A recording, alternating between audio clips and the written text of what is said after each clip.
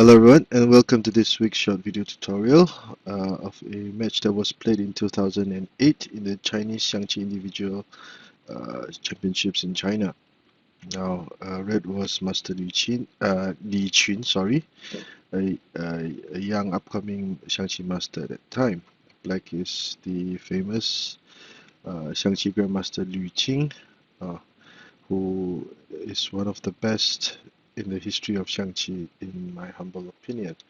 I've included a short introduction to Grandmaster Li Qin in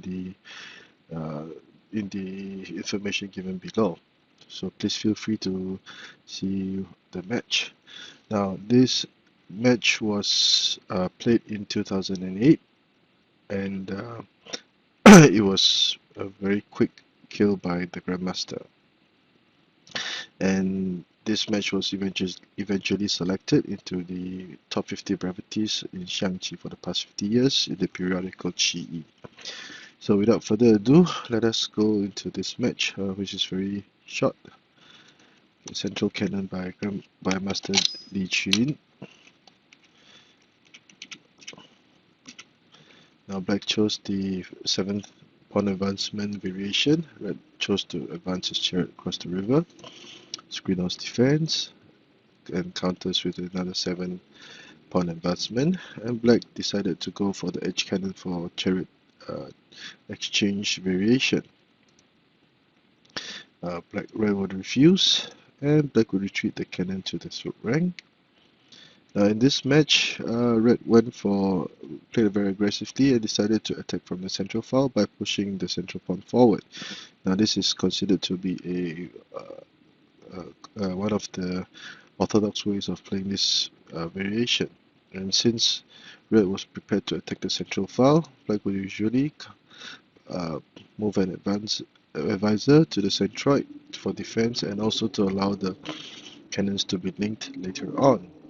Red would attack as planned, and black would choose to counter the play c9 equals to 7 to threaten the red chariot. Red will move his chariot away, commanding the red file, and black would continue to attack with p7 plus 1. Usually in this situation, red would forego development of his left flank and choose to attack from the central file with his horse and chariot and cannon from the right flank. Black would usually continue with r8 plus 8, and red would continue with h8 plus 7 to link the horses up.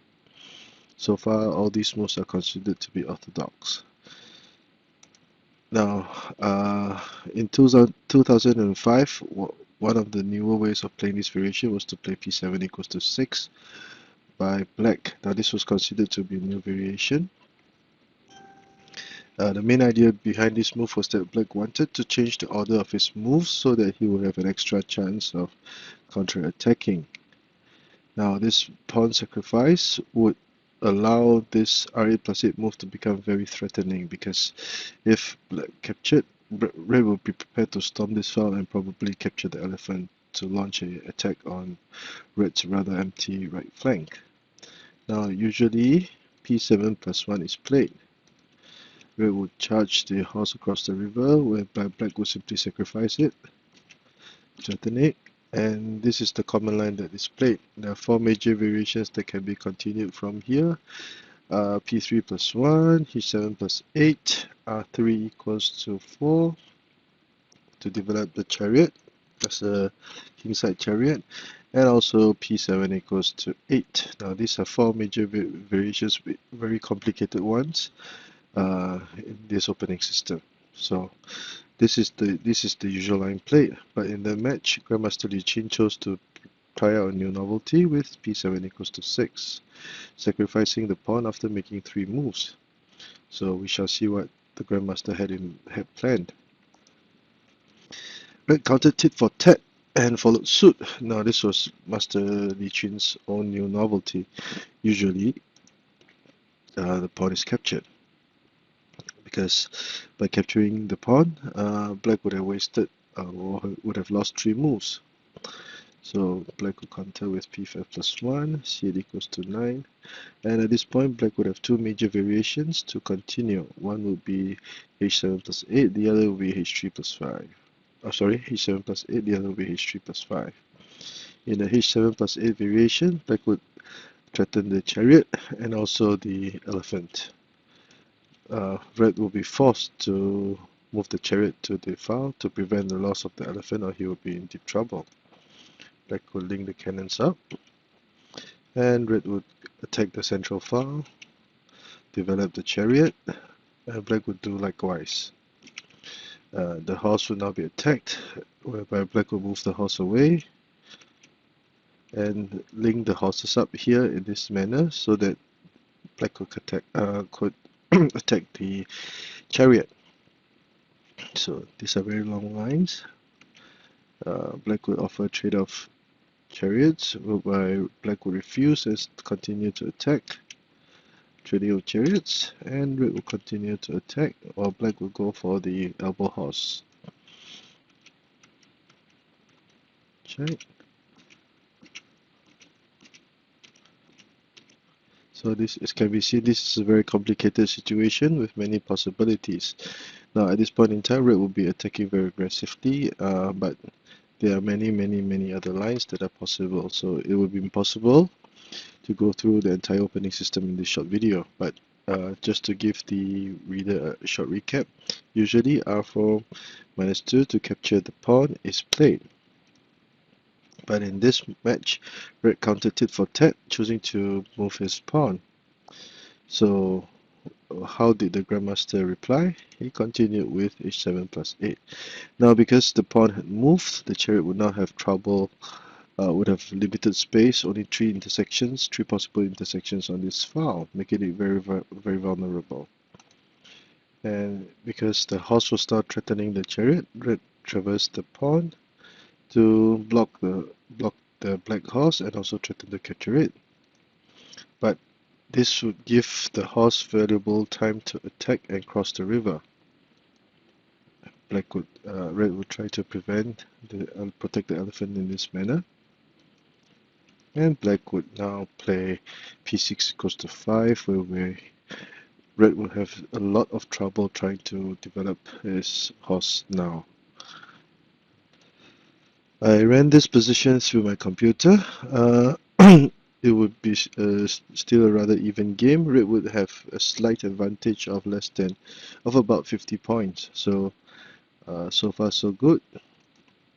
In this, black would sacrifice the cannon and trade it for a red horse. Now at this point in time, black will choose to fortify his defenses, and red tried to do the same thing with a6 plus 5, hoping to consolidate his defense. However, this would be an inefficient move that would allow black to attack very aggressively. Instead, h5 plus 6 might have been better, because now black will still be attacking black's right flank. So unfortunately, perhaps red was too fearful of black and decided to consolidate his defense at this point in time. And this gave the Grandmaster a chance to attack, whereby he immediately developed his right chariot as a kingside chariot. Red tried to develop this chariot with the 5-line cannons, and black chose to play c2 minus 1 to dislodge the red chariot, forcing it away before he advanced the chariot across the river to threaten the red horse.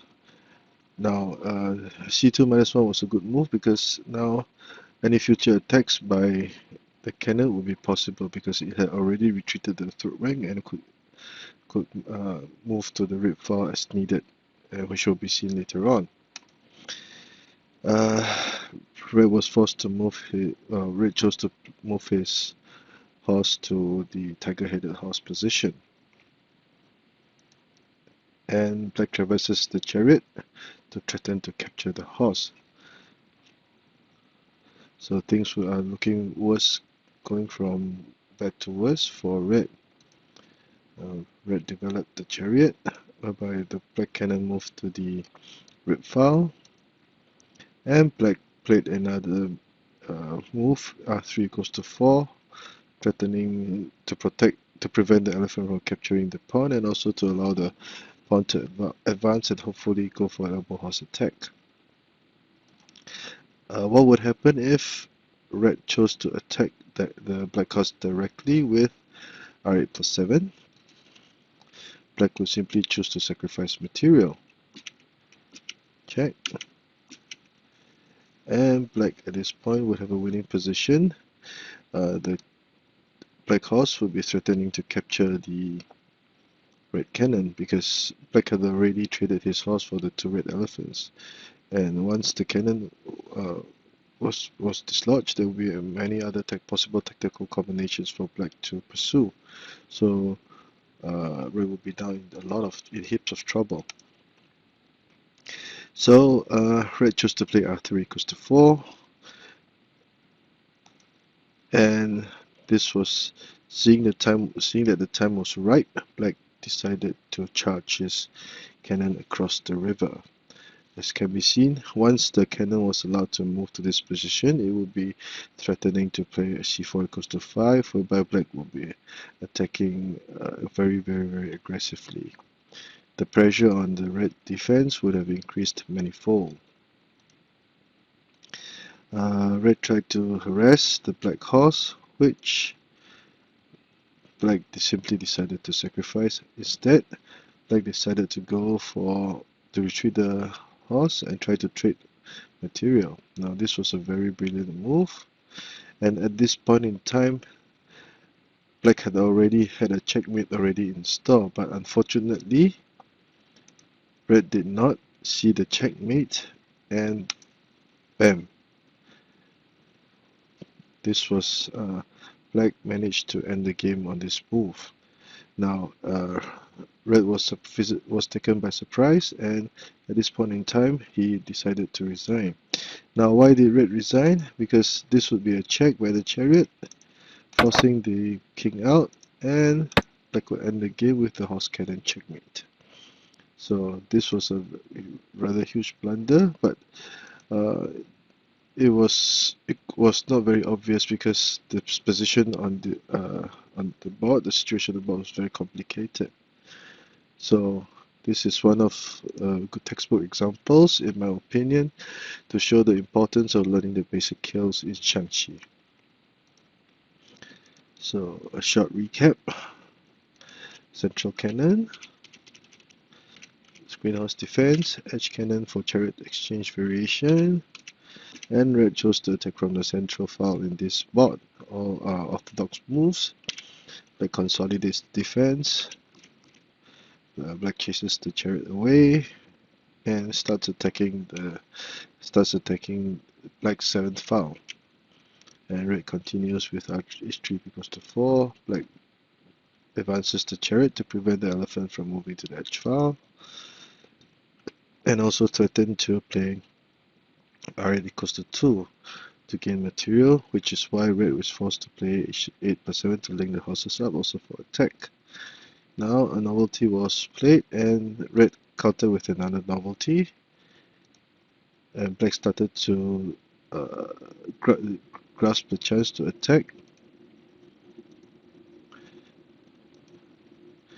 Red chose to threaten to capture the cannon, which black was more than happy to trade material.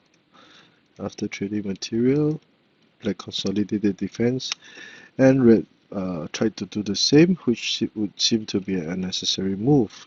This gave black the chance to develop his chariot, and also red tried to develop his left chariot with the 5-9 cannons, followed by this move. Black retreated the cannon, threatening to capture the red chariot, and also preparing to play c2 equals to 4 later on. Red retreated the chariot. Black advanced aggressively. As can be seen, at this point in time, black would have already 3 major pieces that crossed the river to attack. and black chose to play r equals to 7, threatening to capture the red house later on. Moving the chariot to safety, and red made this move of playing r3 equals to 4. Now, at this point in time, black simply charged the cannon across the river. Perhaps the presence of 4 major pieces on red's territory was too pressurizing, so much so that red did not see the possible checkmate kill with this. Now with h3 minus 5, black would also threaten to capture the horse and then the elephant, and by this time it was too late, because as in the match, black retreated the horse, but black simply went for the kill. So the beauty of this board will be this move, whereby black will be given many options to end the game with brilliant kills. Okay, so I hope you've enjoyed this short video. Now this is one of the more exciting boards that I've seen in some time now. If you like the work that I've been doing, please subscribe to my channel and give this video a thumbs up. Thank you.